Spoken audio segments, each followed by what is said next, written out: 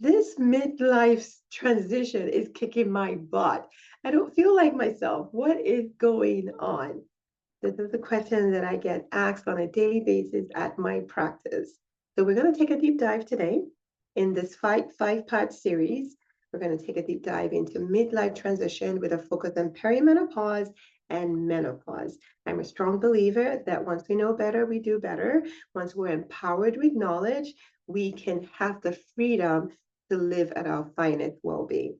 My name is Dr. Dolapo Babalola. I am a family physician. I specialize in not just primary care services, but lifestyle, obesity medicine, and menopause care. I also have a direct primary care practice in Marietta, Georgia, where I provide exceptional full spectrum primary care services that is patient centered and personalized. So let's get started in this five-part series. So, what I'm going to start off with in the first series is going to talk about what is menopause, what is perimenopause. People still don't know what those terms are. And I'm going to share what's happening during this phase. And for the subsequent series, I'm going to dive into what's going on with the hormones, what symptoms are you experiencing, how can we treat both using all the treatment modalities that I use and it's evidence-based, and then I'll kick into commonly asked questions. To get started, I'd like to share some slides to help me stay in line. So let's start off with why is this a problem? Why are we all talking about it? You know, a lot of times you might see some women with their fans, some people just feeling groggy, all sorts of symptoms. I must tell you that even though the age is really between 45 to 55, that midlife transition age, but symptoms can begin 5 to 7 years, even before you get into that phase. I'm having patients in their 30s coming to me and not knowing what's going on. The average age of menopause is 51, and I'm going to define exactly what that means. Now, majority of people will be symptomatic, meaning that they will have some symptoms, and some people might not have anything. But just because you're not having any manifesting symptoms does not mean changes is not occurring in your body. Okay. And there's so much myths out there. Unfortunately, a lot of we doctors were not trained in medical school. So for those of us that are doing this, it's because we got additional training. I got additional training, not just to help myself, but to help my patients. And it's unfortunate that I feel bad that when I was in practice at the traditional healthcare system, I tried not to dismiss people's symptoms and say you're just getting old, but we were trained a particular way. So the people were undertreated, mistreated, misdiagnosed, but now is the time to change that. That is why I'm doing this series, okay? We cannot keep suffering and not feeling like ourselves. So I really encourage you to please share this with others.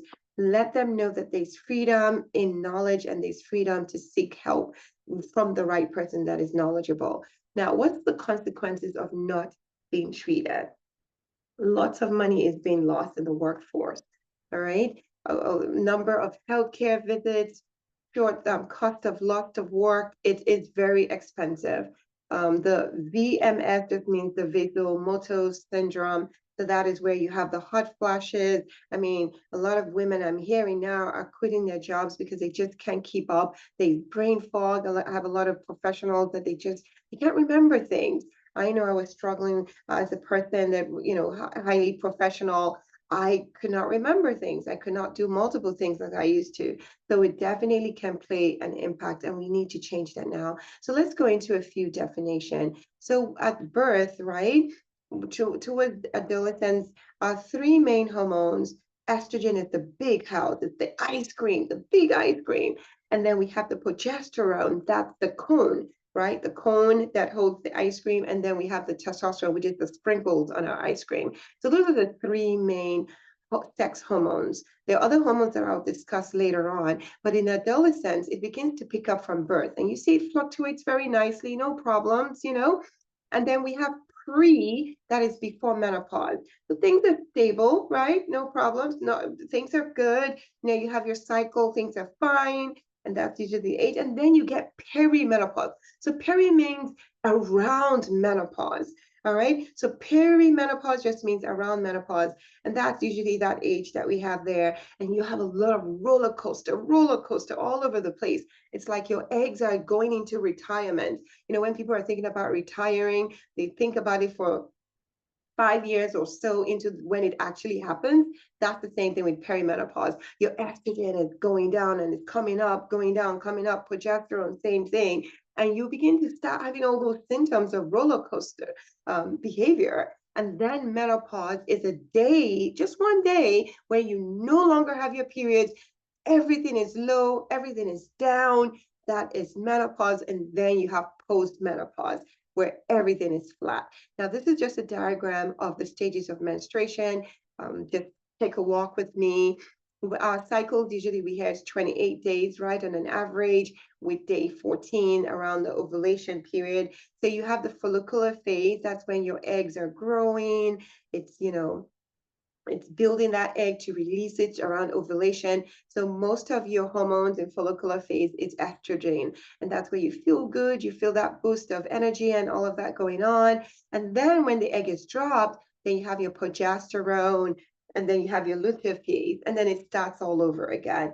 So a lot happening during the menstrual cycle.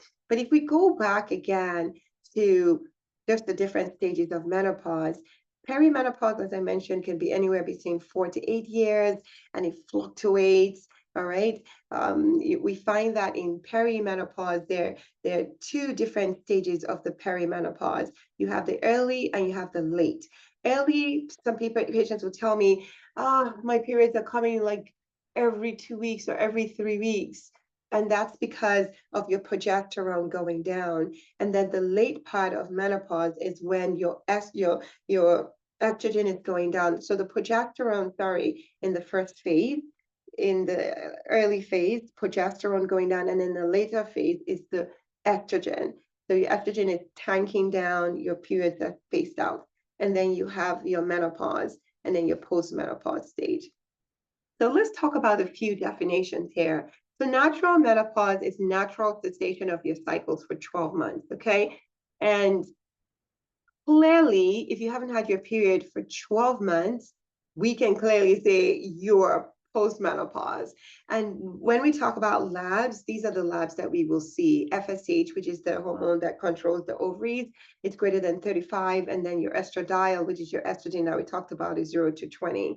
Surgical is like when somebody has had, for whatever reason, their ovaries removed, and so it's no longer producing estrogen. And unfortunately, for people that have this issue, yes, it's very drastic. Everything. Can you imagine just retiring like that? Boom. You just don't go to work without preparing yourself for it. So that's what happens. Early menopause, I have quite a few patients like that. That is where they no longer see their cycles before 45. Remember, I said the range is 45 to 55. And then you have premature menopause, that's younger than 40. So these are the things that we need to be mindful of. And I did reference what perimenopause, you have the early and then you have the late. Now, when it comes to labs, a lot of patients say, I need my labs checked. Again, perimenopause, you really cannot tell with labs because it fluctuates. It's all over the place.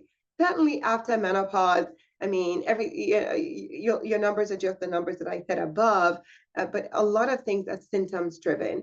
So based on how patients present, that's why we always have to make sure that we are paying attention to our patient. We're taking a deeper dive. We're asking questions. And so that's what we have. So before we wrap up in this first part series, I want you to ask yourself, you're listening, where are you? Are you in premenopause? So before menopause, still experiencing regular periods, things are not bad, you're okay, cruising along. Or are you in peri, changes in your period? Sometimes it's heavy, sometimes it's not, but it hasn't gone away. It's still ongoing. I had a patient just yesterday, 9 months without a cycle. And then it came back again, and she has to start counting all over again. All right, and postmenopause, after menopause. And these are all the organs that we're going to be talking about in the second part. It is all these organs that come together, the estrogen, the progesterone, the testosterone, and they're all produced at different areas of the endocrine system. So a lot for us to learn, a lot for us to know. but with power, with knowledge comes power, right? So I want you to hang in there in this series right now. You know what peri is, you know what menopause, you know the different stages of peri, kind of know that symptoms can start early. And just because you're not feeling anything does not mean that changes are not happening. But stay tuned to next series where we're going to talk about those symptoms and which hormone is responsible for the symptoms. All right. Don't forget to subscribe to the YouTube channel and please share so that others know about this and so that I can help more people. That is my heart, to help more people so that we can live at our finest well-being by being wholesome, vibrant, and healthy. Take care.